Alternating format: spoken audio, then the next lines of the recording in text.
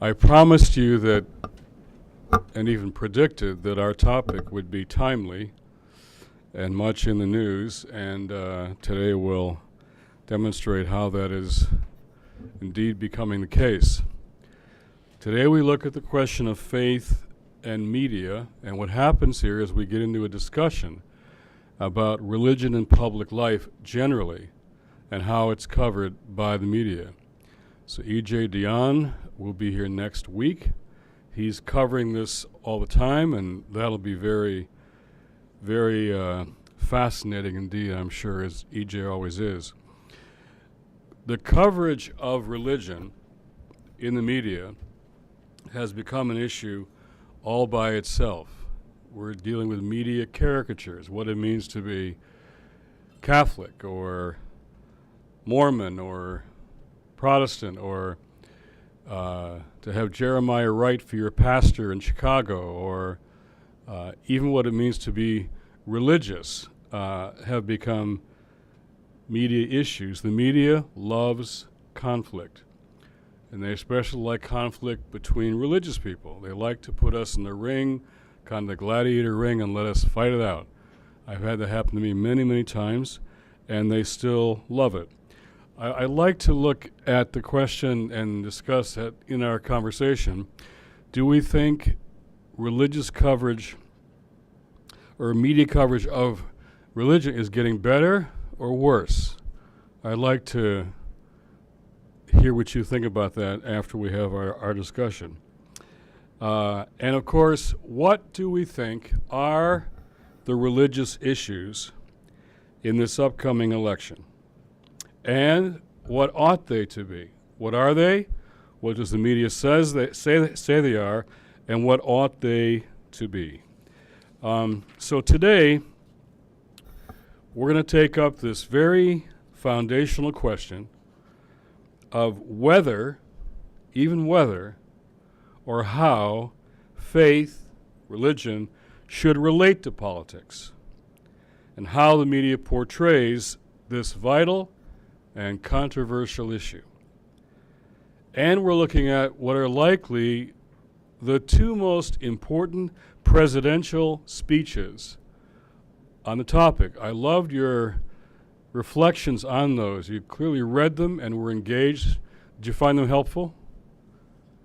Those two, remember, they're both candidates. Kennedy was a candidate running for office, and Obama was about to become a candidate. So two presidential candidates speaking on this topic of religion in public life and how the media covers that. So what does the separation of church and state mean? We hear that phrase, and I hope after this class you'll have a better understanding of what it means and doesn't mean.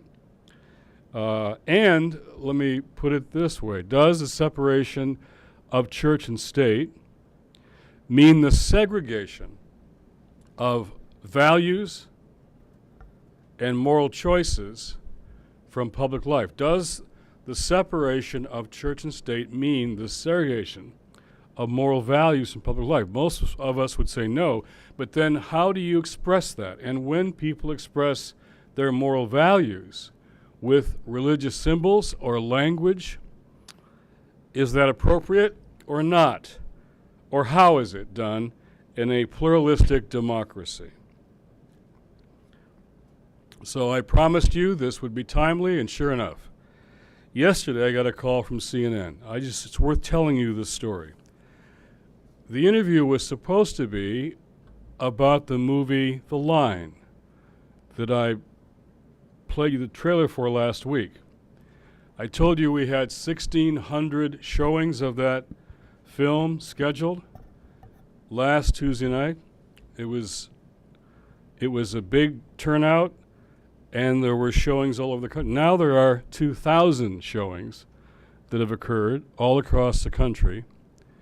Many, many have seen it. I'm getting emails every day about it. And the CNN interview was about, I was told, The Line.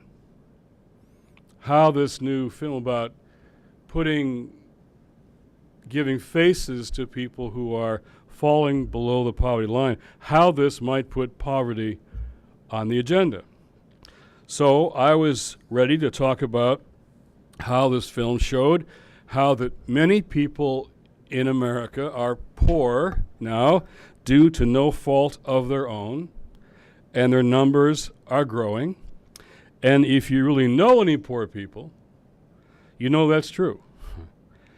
But if you don't, and media people generally don't, and politicians generally don't, then that first sentence I just said, many people are poor in America due to no fault of their own, runs against the grain of our cultural stereotypes and assumptions about why people are poor. So in this debate on domestic policy, I thought Jim Lehrer might maybe raise one question about poverty.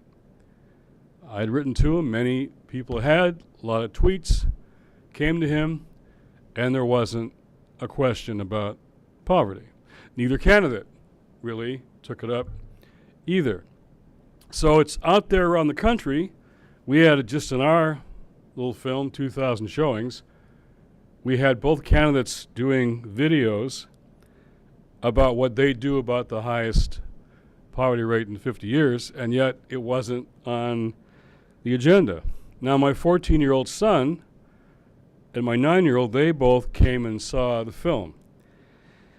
And my 14-year-old watched the story of this banker from a failed bank who once made a 6-figure salary, but now finds himself as a substitute teacher, getting jobs on days when he can.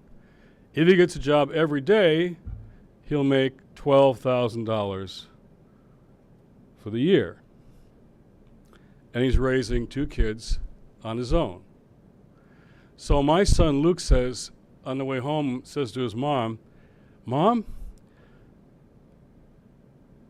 John got straight A's in school. Does that mean this could happen to me? He got straight A's in school and he's poor. Could this happen then to me? I get straight A's in school." He got the message. Yeah, you can get straight A's in school and you could end up like John. That's possible. Or my son Jax, he liked the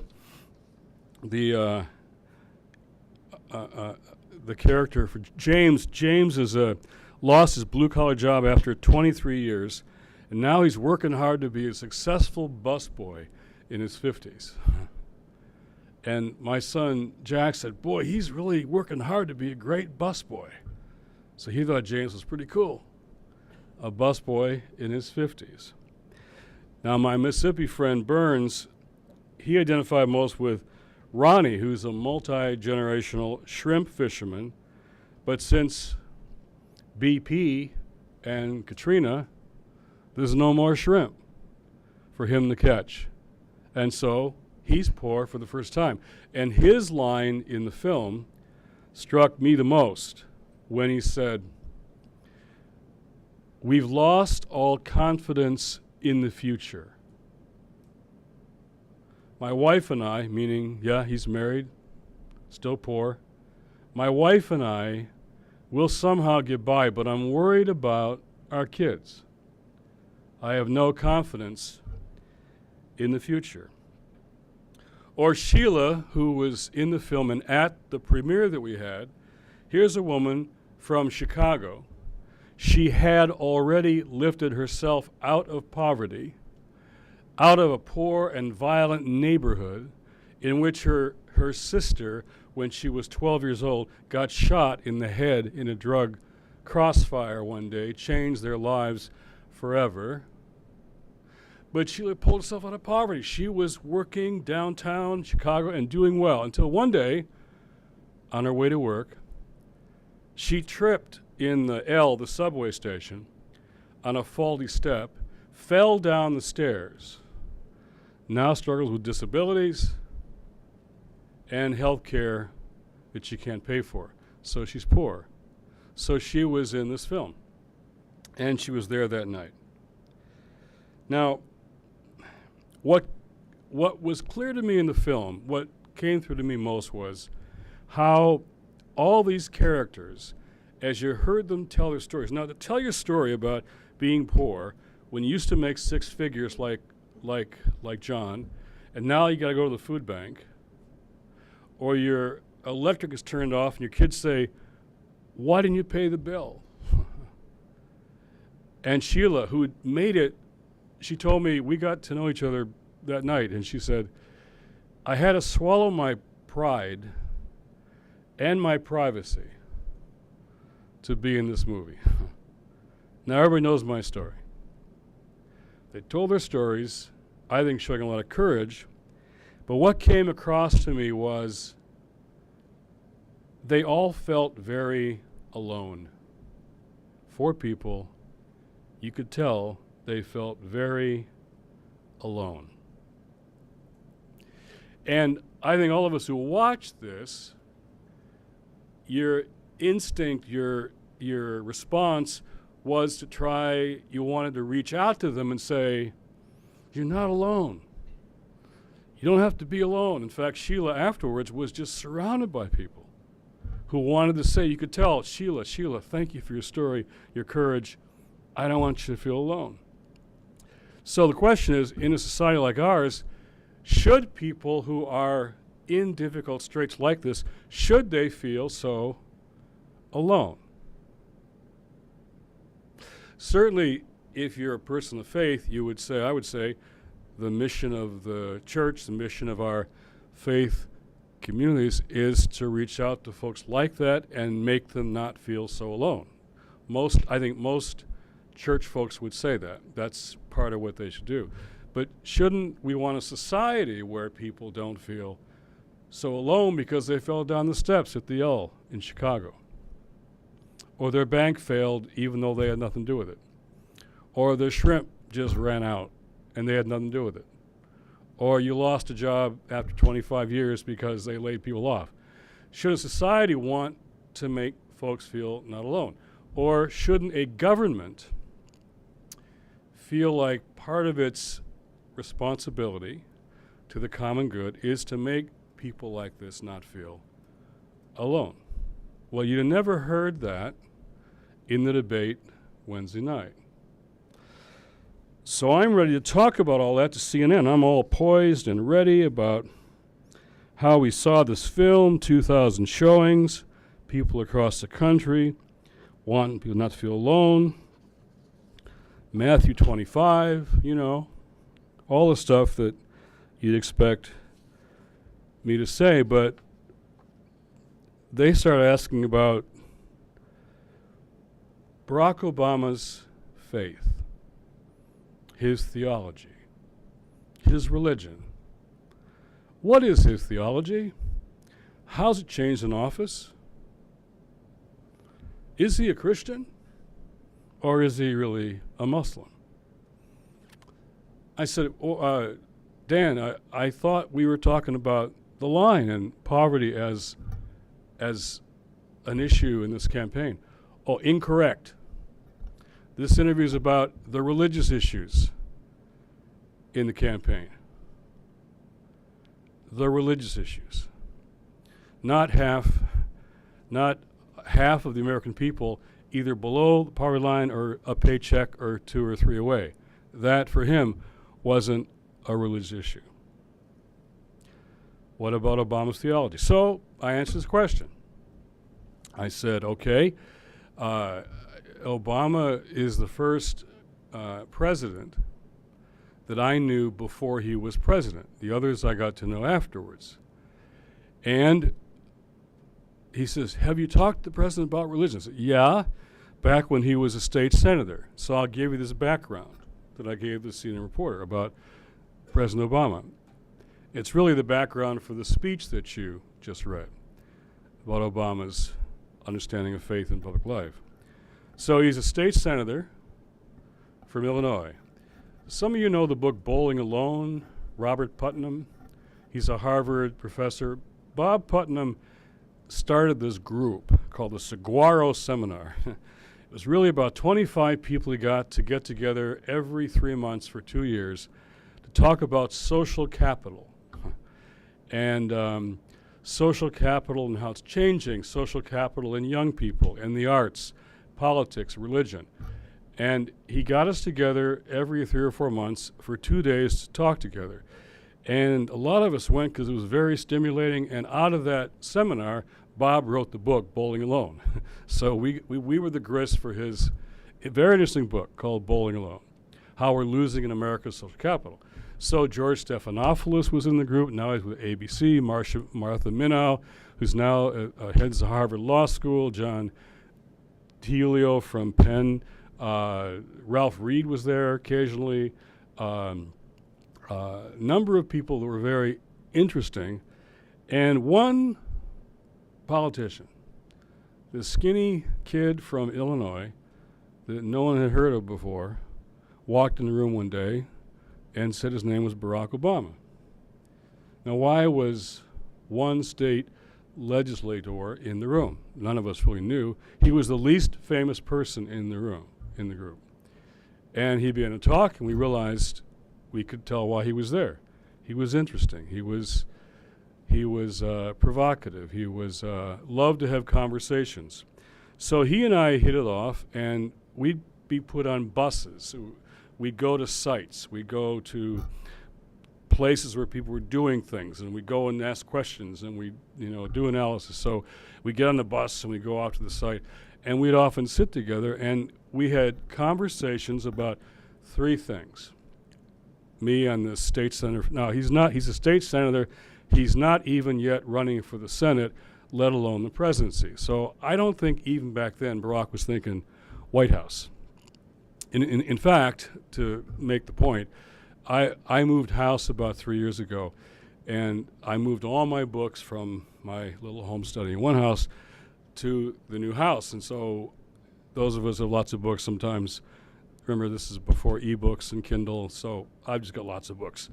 And I put them in a box and put them back on my new shelf, and I took the occasion to put the books right where I wanted them in my new library, and I got to his books, and I picked up Dreams of My Father. And so I just picked it up and recalled when I got it. And I opened it up, and here's, it's the first edition, hardcover edition, and nice long inscription from Barack Obama, nice letter inside. And I remember him saying, "Nobody will ever read this book, but I want you to have a copy." Nobody will ever read it, but I want you to have a copy. That's what he was thinking back in those days. I wrote this book about my history. Nobody will ever read it, but I would like you to have it and read it so we can keep talking. 3 topics we talked about. 1, he had an adult conversion. His father was, as he said in the speech, father was born Muslim but now atheist. His mother was non-religious, agnostic, very spiritual, wonderful person, he said, but not religious. He's working on Chicago's South Side with churches funded by the Catholic Bishops' Conference. And he's watching faith and watching churches as an observer. And he tells a story in the speech, which you read, of how he came to his faith, a personal faith decision. He actually walked down the aisle at Trinity in Southside Chicago. And for those of you who know that, that's how, altar call is how, in my tradition, that's how you come to faith. He walked down the aisle, dropped to his knees, gave his life to God. This was an adult conversion. But he got converted to a faith that was really shaped by the African American church tradition about justice, as we've been talking about. Good news to the poor, all of that. He was not converted to Jerry Falwell, Pat Robertson, and the religious right. So he wanted to talk about, he became a Christian, but he wasn't religious right. He said, I think I'm a progressive Christian or something. I'm not sure what that means. What does that mean? How do you be a Christian but not be with those guys? But I'm serious about my new faith and I want to apply it to the world. So we had conversations about theology, faith, conversion. He still had doubts. How do you have doubts and still choose faith? It was a very theological conversation. Second topic was, I think he would say, the left and the right are political straitjackets that don't allow us to solve our problems. Liberal, conservative, they're stuck, they can't solve problems. So again, way before the White House, he was thinking about that. Third, our topic was we were both older fathers with young kids. I'm older than him, but we both were older fathers. And we talked about parenting, being a dad, and try to balance that with busy lives in the church. Those were our topics, 3 topics. We talked all the time about those things. So I explained to the CNN reporter, background, 3 questions, adult conversion. Okay, so where's his faith had an impact, says CNN. Where do you see evidence of his faith? I said, well, okay, we're in the Roosevelt room in the White House. He and his team are on one side of the table. On our side are the churches, the Catholic bishops, the National Association of Evangelicals. I've told you the story. We're there, he's there, and Bishop Ramirez from New Mexico says to the President of the United States, Mr. President, the text that brings us here to this table and this meeting is from Matthew 25, and it does not say, as you've done to the middle class, you've done to me. It doesn't say that. It says, as you've done to the least of these, you've done to me. And the President of the United States said, I know that text. I know that text. And we said to him, then you must protect poor and low-income people from being cut out of this debt crisis deal you're about to make. A year ago last July, about to make a deal on the debt crisis, impacting everyone. We said you got to protect them in your deal if you're going to take seriously the 25th chapter of Matthew. We had a rigorous conversation. He did not commit to that in the meeting. An hour later, they called and said, the president is going to do what you've asked. We're going to protect low-income entitlements in the sequester. And they did. And in the video that you saw from him, what did he say? You asked me to protect poor people. I did, and I will. That's what he said. I did, and I will. So I told CNN this, and he said, okay, yeah, how about that Easter prayer breakfast thing he does? You know, and the Muslim stuff he has and all that, you know. Are there any other examples of where he applies his faith? This is kidding. I said, yeah. I said, you remember when they deferred action against 1 million young, undocumented people? Oh, yeah, I remember that, says the reporter. Well, for the White House, for him, that comes right out of that same text in Matthew 25, where he says, Jesus says, I was a stranger, and you welcomed me. Now, the faith community, I explained to CNN, the evangelical immigration table made it possible for Obama to do this. The White House said, you gave us the space to do this, but they wanted to do it because they felt, number one, it was good for politics, good for Hispanic votes. They did feel that. But also they thought this was the right thing to do, and for Obama, it was part of his faith commitment.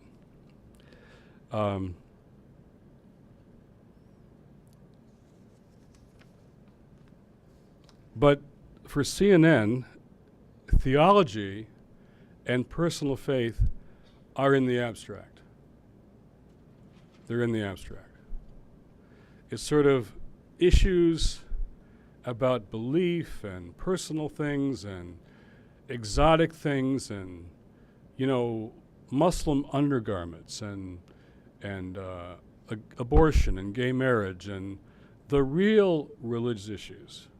And you're talking about poverty and immigration. I talked about the 2 issues that we have discussed in this class as religious issues and how they have been issues for President Obama, and CNN just didn't get it. They said, anything else? I said, well, yeah. The president's tried to deal with and this comes out in the speech too, Christian-Muslim relationships in some new and different ways. And because of that, some people have called him weak on foreign policy. Now, the other part of my week was spent doing something you're going to hear about in the next couple of days, because there are these ads in the New York subways. Have you heard about these ads in the subways? They say, where is it? Yeah, here it is. They say,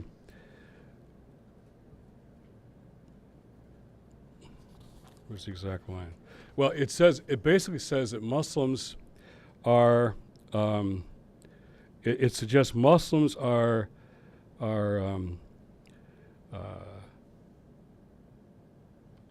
jihadists and savages.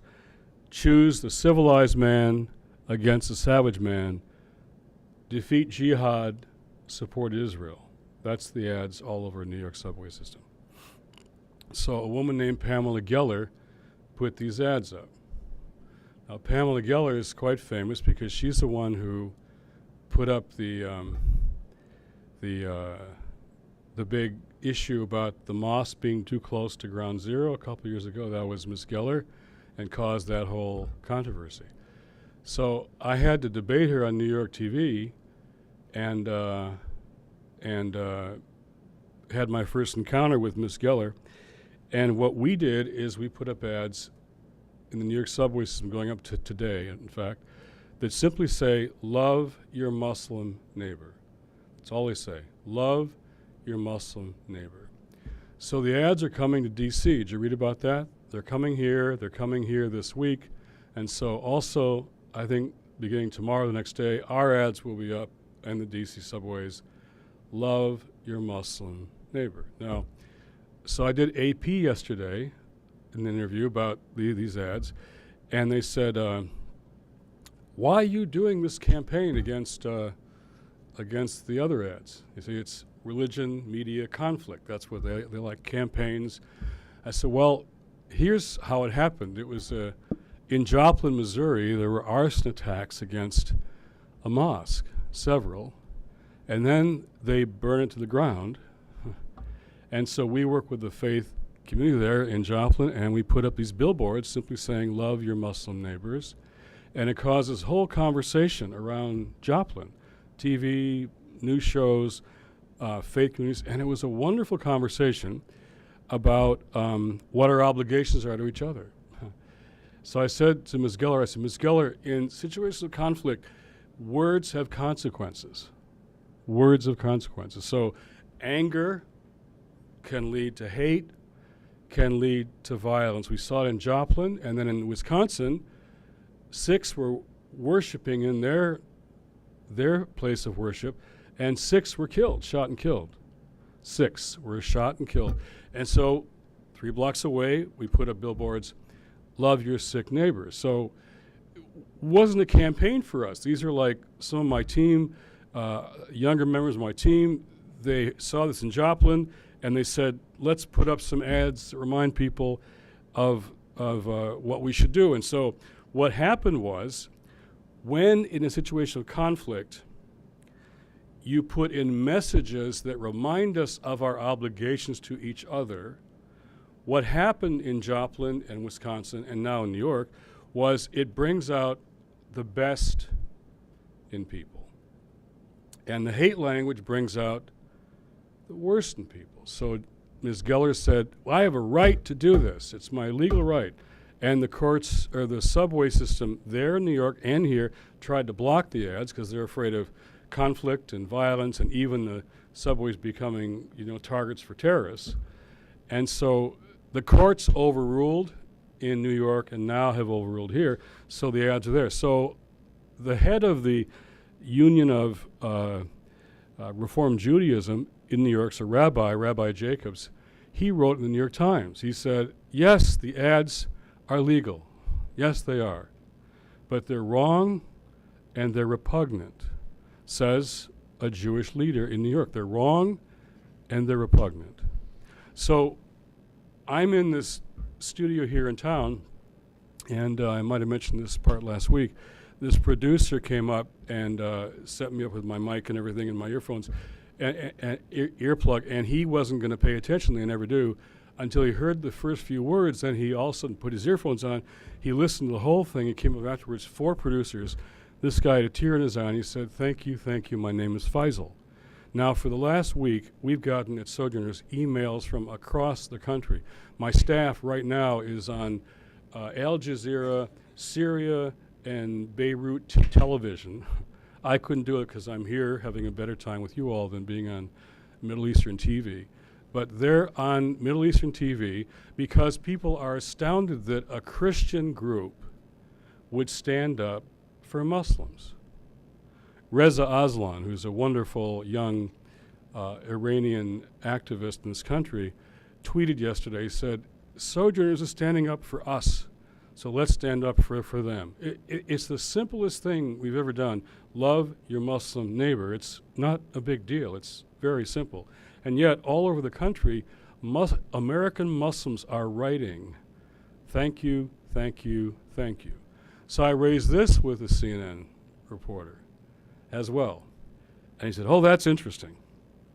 Anything more about Obama's real theology? Now, this is such a classic example that I'm telling you today because it's right on target for our lecture and our topic, and it's what I experience all the time from the media. Here's poverty, here's immigration, and here's peace between warring groups.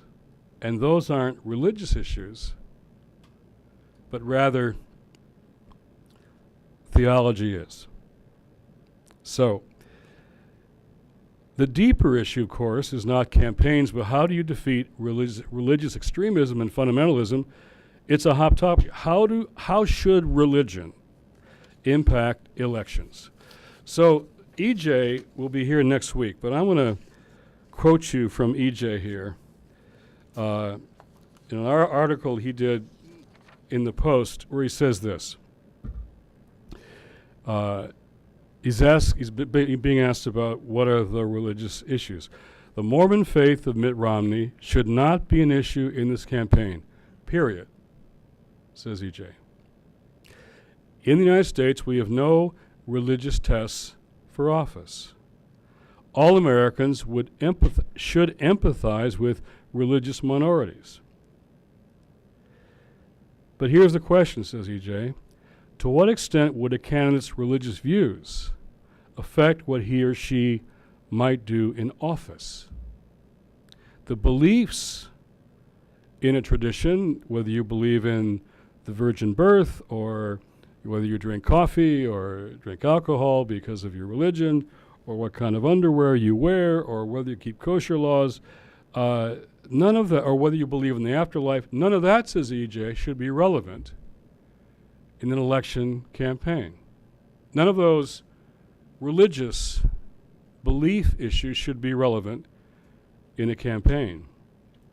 Not the tenets of a faith, which is what the CNN guy wanted me to talk about, but what their religious convictions might do in shaping their policy decisions. That's what's relevant, says EJ. So EJ says, my views, his views, on poverty, equality, social justice, for example, have been strongly influenced by Catholic social thought, the biblical prophets, and civil rights preachers. That is relevant, he thinks. He quotes Jean Bethke Elstein, who says, separation of church and state is one thing. Separation of religion and politics is something else altogether. Separation of church and state is one thing.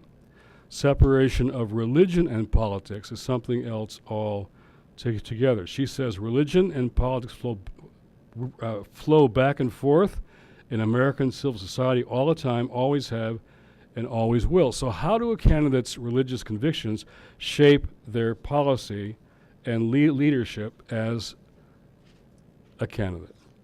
Amy Sullivan, who you should read, writes in Time often, and she simply says this. This is what you should ask a politician. would your religious beliefs have any bearing on the actions you would take in office? If so, how?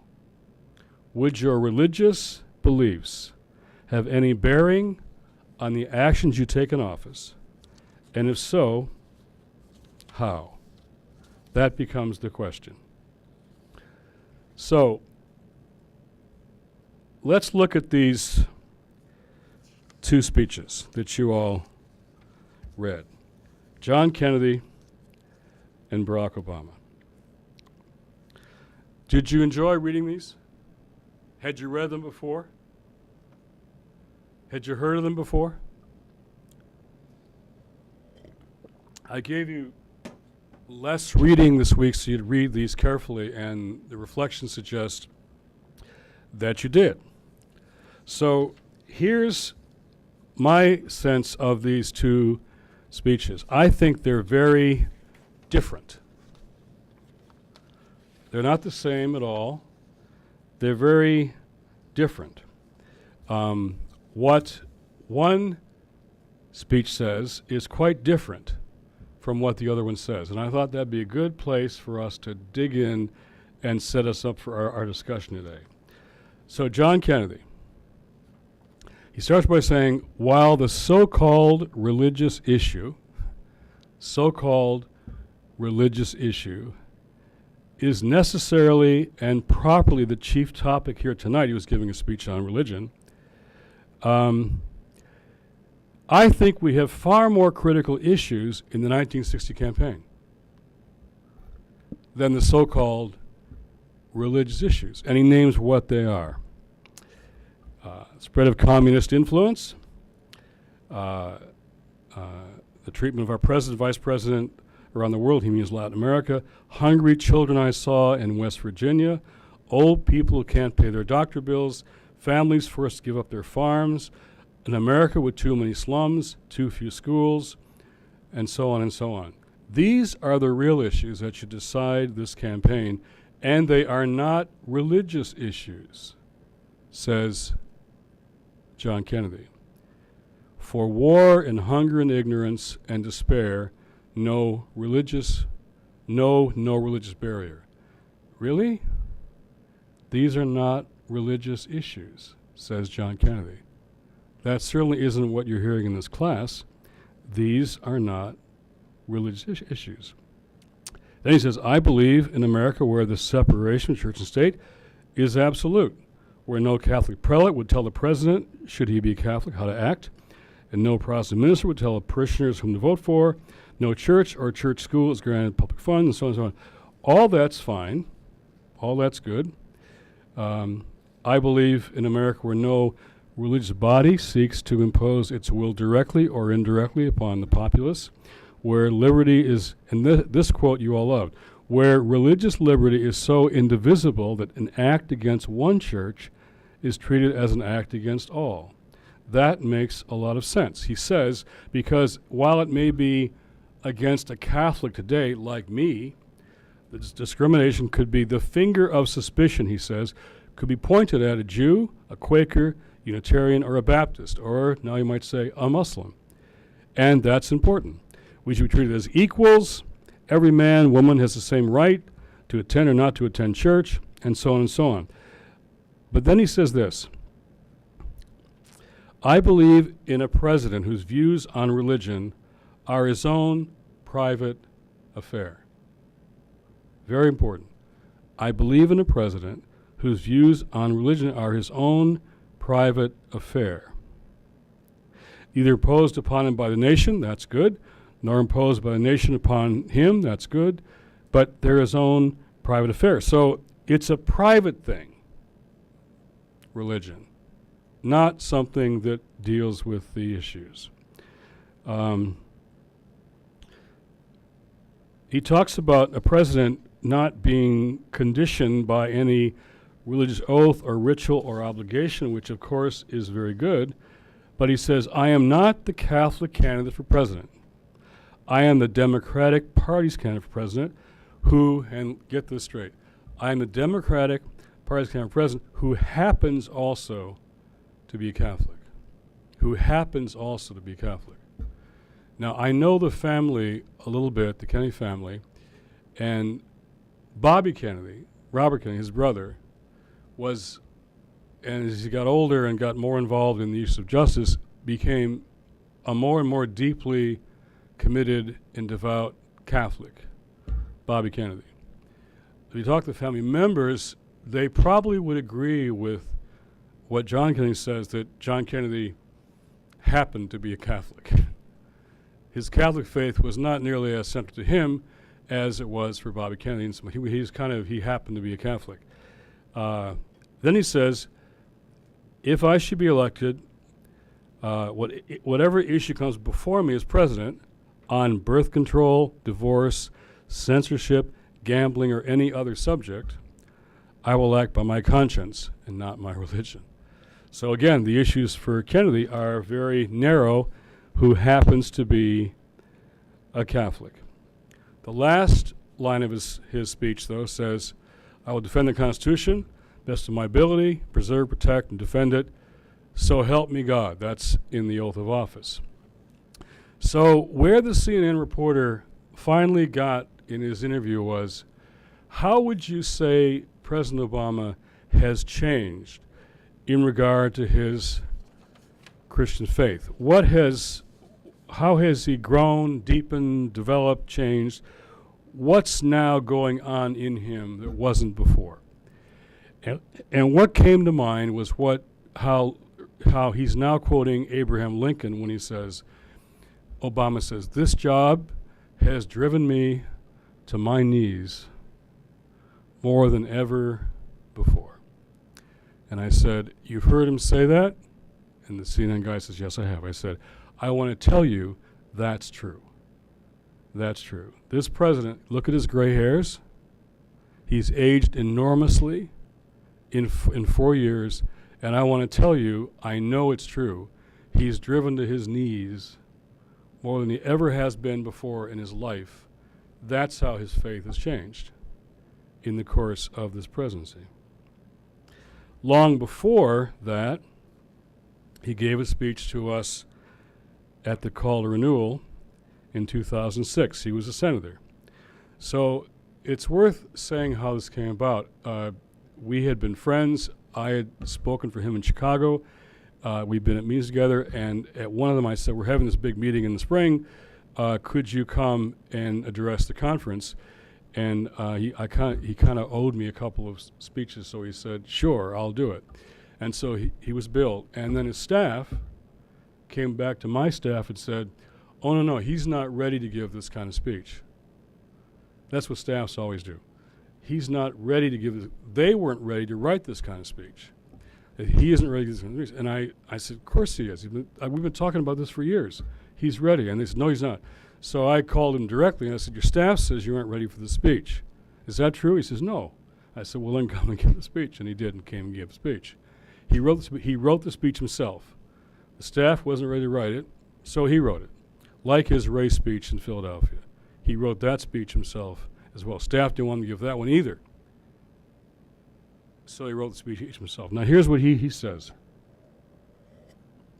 I'd like to congratulate you on the presentations you've given so far about poverty and justice in America, for putting fire under the feet of the political leadership here in Washington. And what he wasn't aware of is that we would do that to him when he got to the White House.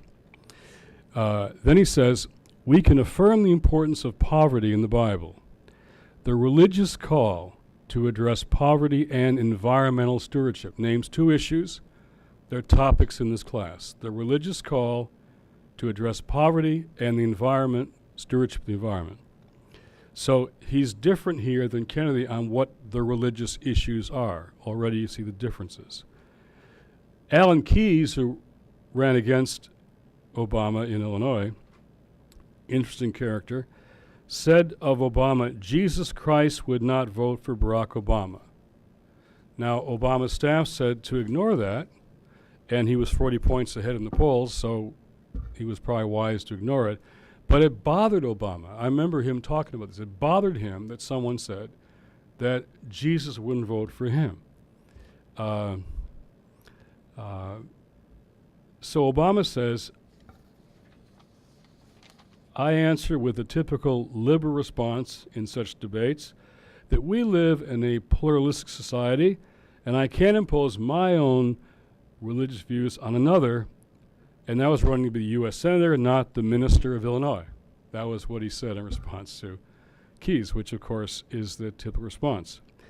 But the accusation that I was not a true Christian nagged at me, and my answer didn't address the role my faith has in guiding my own values and my own beliefs. Then he goes on to say how when liberals and progressives don't address religion, he said it gives conservatives room to exploit this gap, while suggesting that the religious care only about issues like abortion and gay marriage, school prayer, evolution, intelligent design. He said, we give that to them if we don't address it ourselves. If we make the mistake, we make a mistake when we fail to acknowledge the power of faith in people's lives and the lives of the American people. And I think it's time that we join a serious debate about how to reconcile faith with our modern pluralistic democracy. So here's where he gets in the king. He didn't say this, but I'll embellish him a bit here. Martin King never said, I get to win because I'm a Baptist minister, because I'm a Christian, because we have a Judeo-Christian country. Now we'd say Muslim country as well. He never said, I get to win because we have religion in the society. King knew he had to win a debate about the common good. He had to persuade his fellow citizens that his views, that we needed a civil rights law and in 1964, voting rights 65, that his views were good for the country, not just for the Baptists, not just the Christians, not just the religious. King never suggested, as the religious right often has, that he gets to win because he's a Christian. So Catholics can ask, for example, if Catholic bishops are saying abortion is wrong and government should enforce religious principles. Are they saying that, or are they saying we want to argue for a kind of public policy in regard to abortion that would best serve the common good? Most Americans are caught in between the extremes of both left and right on abortion. So how can we find a way to defend, protect life as much as possible in a pluralistic democracy? Which are they saying is a fair question to ask. Obama is saying that Americans are religious people.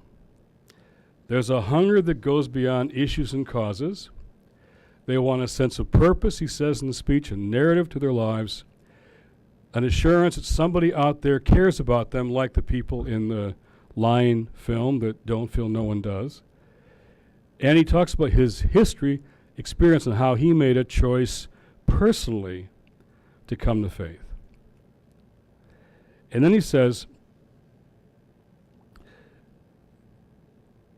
the biblical call to feed the hungry, clothe the naked, challenge the powers that be, is how faith can do more than comfort the weary, but rather be an active, palpable agent in the world. This is my source of hope. He's identifying faith with movements to change the world, and that for him becomes a source of his hope. How in the South Side, what I told CNN, he saw faith in operation. He heard what people said, and what he saw and what he heard caused him to come down the aisle and make a personal commitment for an adult conversion. So he says, progressives have discomfort over any hint of religion, and that prevents us from addressing the issues in moral terms. Some of the problem here, and this is critical, some of the problem here is rhetorical. If we scrub language of all religious content, we forfeit the imagery and terminology through which millions of Americans understood both their personal morality and social justice.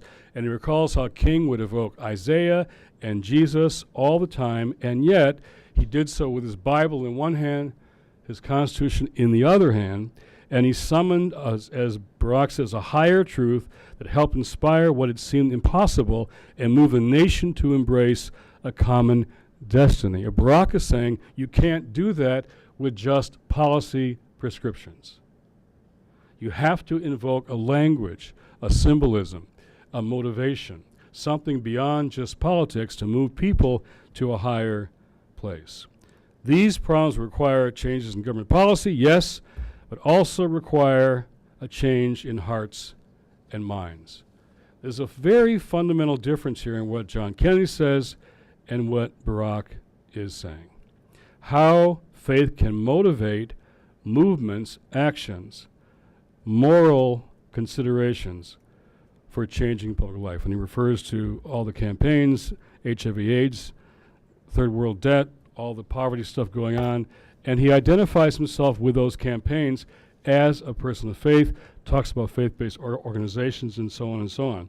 He even points out at one point the Sermon on the Mount is a passage so radical it's doubtful that our own Defense Department would survive its application. I was happy to see that. So how do you reconcile or how do you compare these two speeches? One says religion should be marginalized and kept private and not discussed in public life. The other is saying how we address religion and faith will shape how we will end up on matters of social justice. These are two different speeches, two different approaches, two different views. I would say two different experiences of faith in the lives of two very influential presidential figures. How do we understand the differences is a topic for our discussion after our break, so discuss, discuss, discuss. Let's take a 10-minute break and come back and discuss these two very different speeches in response to what I just laid out about them and the media stuff with CNN and all the rest. Then we'll go on to the papers, your papers, and the essay papers that several have already written. So, but let's stick right now with, I had this very stark experience with CNN yesterday, which seemed almost perfect to lay out in this class about what they thought religion was and what I was saying it ought to be. And then the speeches, I think, are quite different. So I'm curious, in response to all that I just said, what do you think about that? The media question, how it's being covered right now, and also we could talk about the debate. I assume you saw the debate last week, probably heard a bit about it here and there. So this stuff about faith, public life, and media coverage is really central to this course. So let's talk about that and these speeches in particular. What did you think of these speeches? Just jump in, anybody. Yeah, Patrick. I guess I had a problem with JFK's speech and the quote that you said that he is not a Catholic candidate for president, but he's a Democratic candidate who happens to be Catholic. And I guess I just really disagreed with that sentiment. I feel like if someone is claiming a religious conviction, then we should expect their religious beliefs to kind of influence and inform their politics completely. And I think there's a huge kind of social pressure from people to expect our politicians to shy away from their faith and not embrace it and not have that be a focus in their politics. And I guess I just don't see why that is. All right, let me push back a little on that and say, now he's running in 1960, never been a Catholic president before, and the country's afraid he'll run the White House the way the Vatican wants him to. He'll be a Catholic president, not the president first. So how do you convince non-Catholics that they should vote for him? Well, I think it's definitely a tricky issue, and you're going to isolate people if you claim one religious belief over another. But I still think there's something that I admire in a candidate who would embrace their faith and say, I'm whatever, I'm Hindu, I'm Muslim, I'm Jewish, and this is going to impact how I'm going to govern. And even if I'm not that same faith background, there's some credence that I feel like that gives that politician. Okay, let's get some other thoughts here. Yeah, Ann. Well, one thing on that same subject, a quote from JFK's speech at the end, I think. He said if he ever had to choose between violating his conscience and violating the public good or common good, something along those lines, then he would step down from office. And that line really struck with me because my first reaction is like, that's great, that's what a public servant should do, like always keep mind on the common good, but at the same time you can't ask him to leave his conscience at the door, and I believe his religious convictions would inform his conscience. You can't separate them. But it just made me wonder, like, how often do presidents have to do that? I mean, there are plenty of issues that must violate their conscience or violate the, it's just this really difficult position to be in as a public servant when you have to serve a pluralistic society, but you still have your own beliefs. And so it's just sort of defining what the balance is. Very good, yeah. I saw a hand here. Haley, yeah. Oh, I'm sorry. There you go.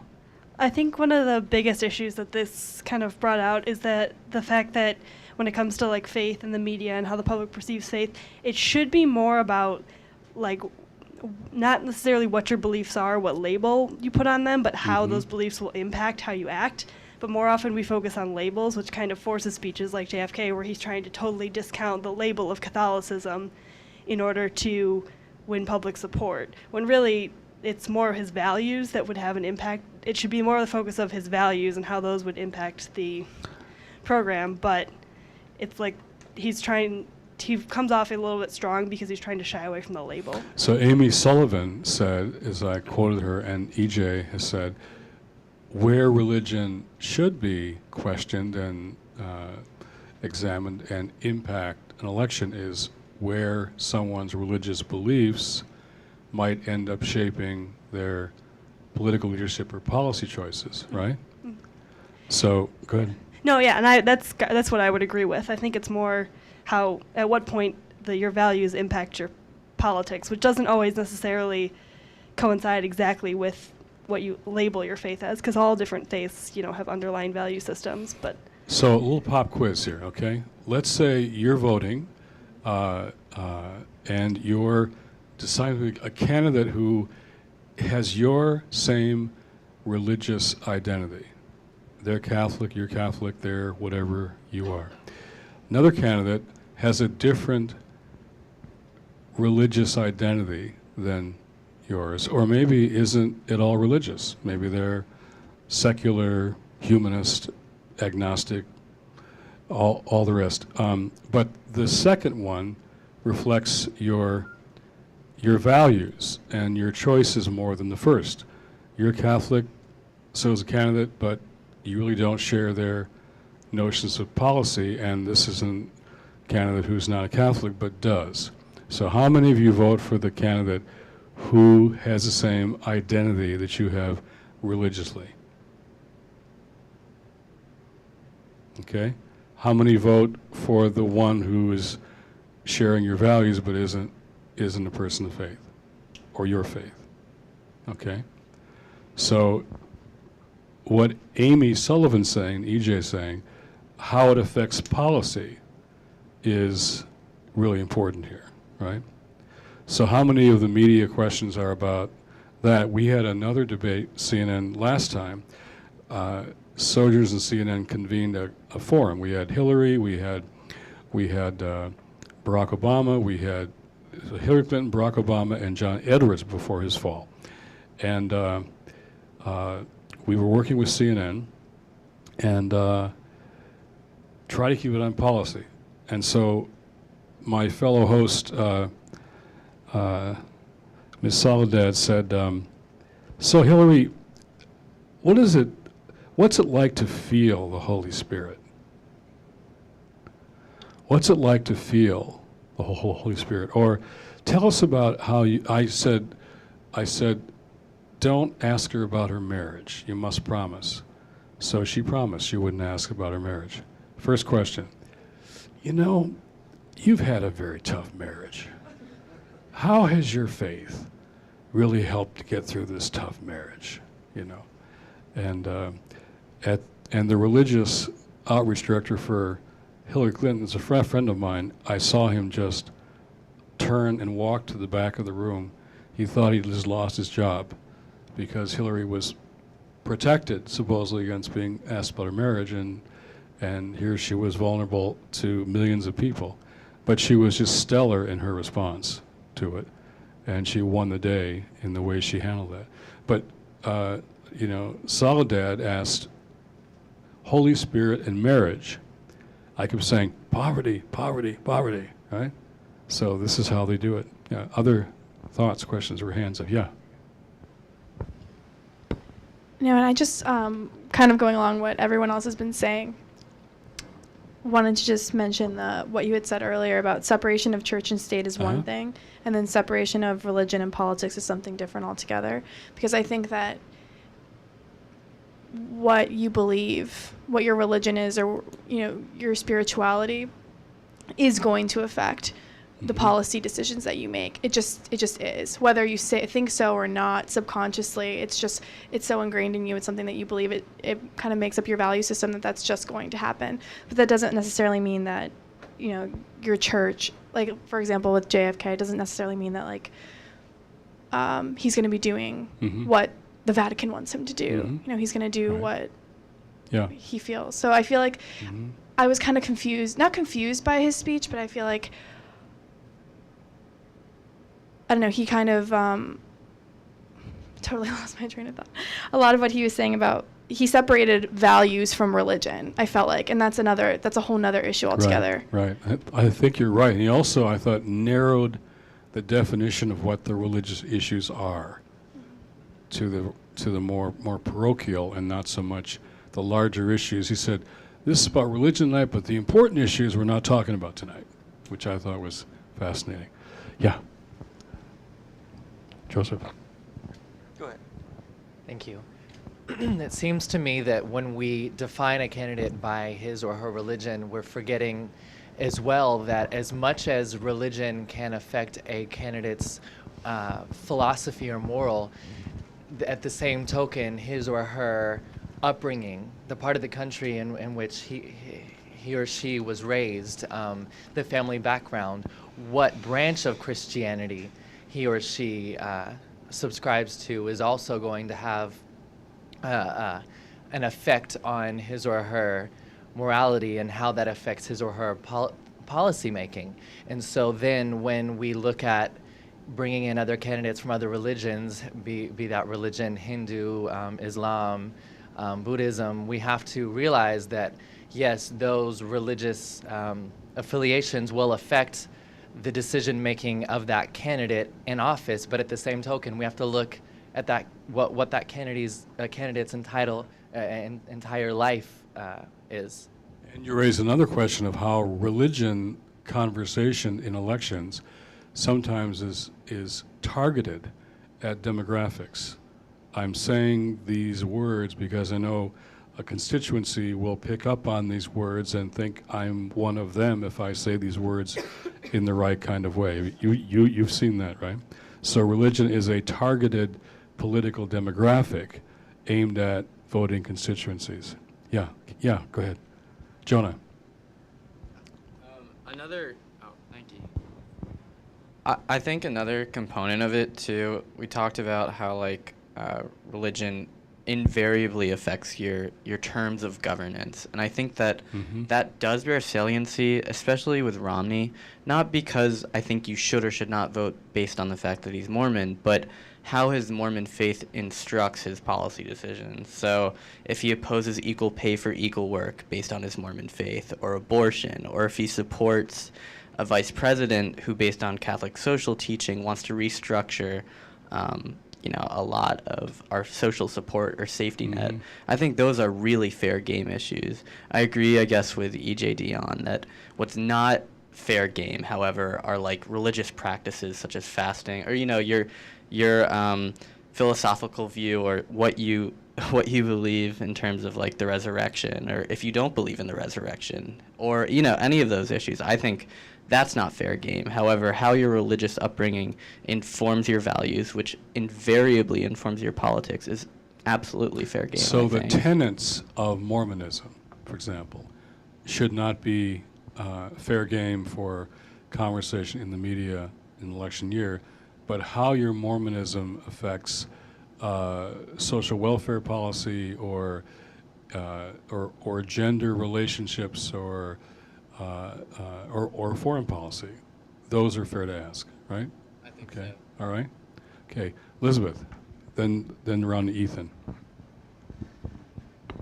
I think it's interesting talking about, Kennedy as the first Catholic president, and then bringing up Romney's Mormon faith, and I've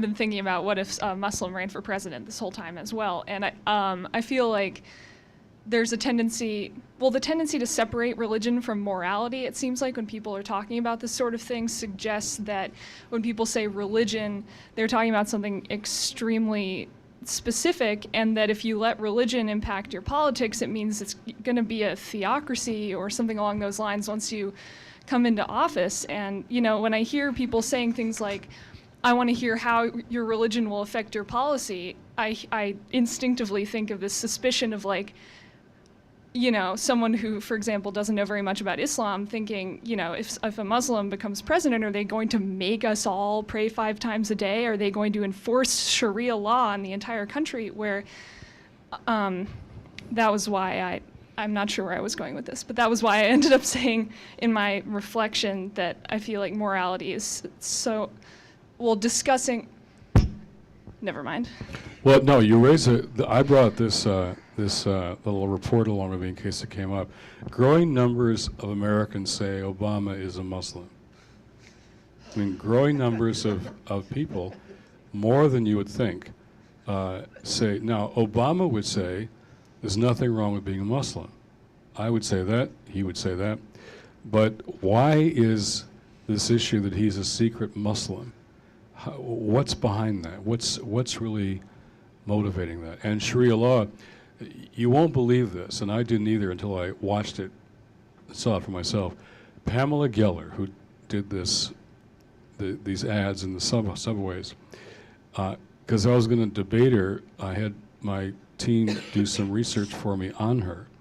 There's a video that she did a few years ago in terms of Sharia law. She is in a swimming pool, and she's wearing a bikini, and she emerges out of the swimming pool to the camera and said, if we had Sharia law, you couldn't see this. This was her. Wrong. This is the level of approach that some of these anti-Muslim people are. That's really what she did in this video, and she's the one who created this whole mosque too close to ground zero. She was the one who made that story a national story. So we're up against. So, what do you think? I'm just curious. What's behind the Obama secret Muslim stuff? Ignorance. Okay. I feel like people don't know what Islam is. Okay. I feel like they think that Islam is the Taliban, and how they enforced their version of religious law on, and then that's not actually what Islam is. And I remembered I was going to say earlier, wait, I did. Hold on. I was going to say that relating to this, never mind. Okay, I don't remember anymore. How many believe that a Muslim could make a run for the White House in this country? Or be a VP running mate? Right now? Now. Okay. And why is that? I think it's definitely just ignorance. And last year, I lived with Dio in the Muslim living community, and we are both Christians, so we went in there. I'm from Illinois. There's no Muslims really where I'm from, so I didn't know what to expect. And like most Americans, I had all these kind of preconceptions of what Muslims were like or what they believed. But in the end, like, I was really surprised that morally, ethically, Islam is almost identical with Catholicism, with Judaism, and basic beliefs on ethics and morals and things like that. And I think that's something that a lot of Americans just gloss over and don't even like think about. Okay, there's some hands here. Lots of hands. Okay, let's move the microphone around. Keep passing it down. Go ahead. I don't know if this is crazy, but I think that a Muslim would have a better chance in this country than an atheist. How many think an atheist would have a chance of running for? Now? Now? Okay. Say why. Go ahead. Okay, so I think that there's a hunger. I don't understand why for the presidency, the vice presidents, to be religious of any kind. I mean, in some senses, I think we're looking for a story where there isn't one. We're putting all these issues and we're saying, all right, how's Obama's Christian faith going to affect him here? How's Romney's Mormon faith going to affect him here? I think the reality of it is that in some ways it just may not. We talk about poverty. That it is a religious and moral issue, but in terms of how the president approaches it, it's a public policy issue. And there are valid points on the conservative and the Democratic side that have nothing to do with religion. And frankly, the state itself is a secular entity. I mean, we sort of settled that one in the Western world about 200 years ago. And so I don't necessarily understand the hunger for our presidents to be, or for Americans' presidents to be pastors in chief as well. Religion can inform good public policy points, but the danger is that when certain public policy points start becoming informed by religion and pursue religious goals. And that's the first thing. And then the second thing is that Kennedy himself was not the most observant Catholic. So there's no gradation in the way that we approach the faiths of our public leaders. We don't say, all right, well, he's a more observant this or a less observant that. I mean, I'm a very semi-observant Jew, so I wouldn't want to be cast as an Orthodox Jew if I were running for public office. And if Kennedy is a secular Catholic, then he should be treated as such, not as the choir boy. Okay. So I think that there's a hunger for more than there is. There's not as much meat on this bone as I think that people are really wanting. It's salacious. What people do behind in the confessional. So but I don't think it's really there. Kennedy's speech, a line that many of you mentioned in your reflections, I believe that an act against one church is treated as an act against all. In 1960, Catholics were still thought to be the other. Jacob talked about that a couple weeks ago. It was a Protestant country, white Protestant. Catholics were immigrants, the other. They really weren't thought to be fully American yet. And the problem with a Muslim now is, and these ads in the subways are all about this, American Muslims, do we really think they're Americans yet? They're the other.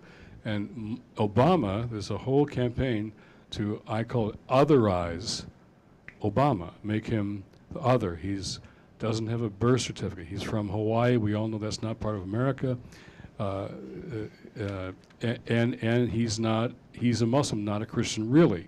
So how do we keep people in the category of the other? That really is a part of what's going on here. And in Obama's case, I think the clear racial overtones are a part of the birther stuff and the Muslim stuff. There's some hands. Go ahead.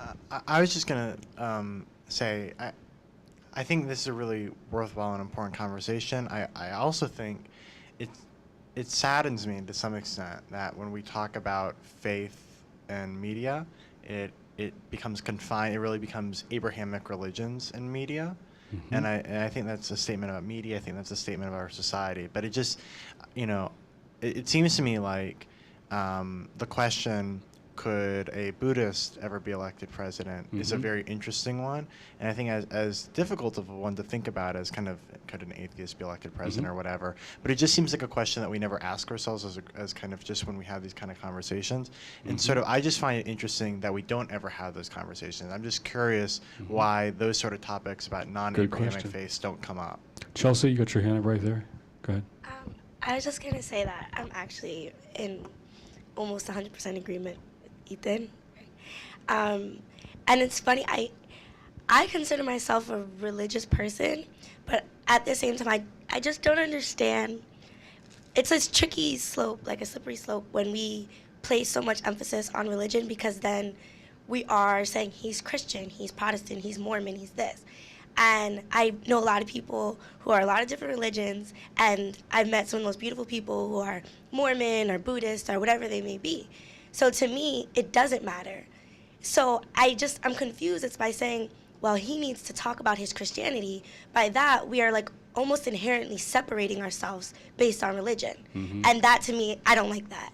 So no, I don't really care if Romney is Mormon at all. I don't.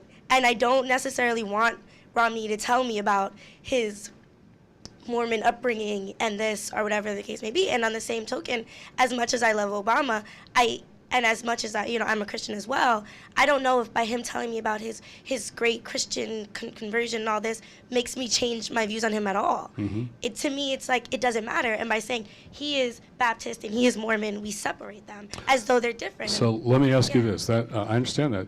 Now, Kennedy in his speech, though, is saying clearly it shouldn't matter if I'm a Catholic or whatever I am. I'm not going to operate by the Vatican. I'm going to operate by my conscience. I'm going to vote for things as a Democrat.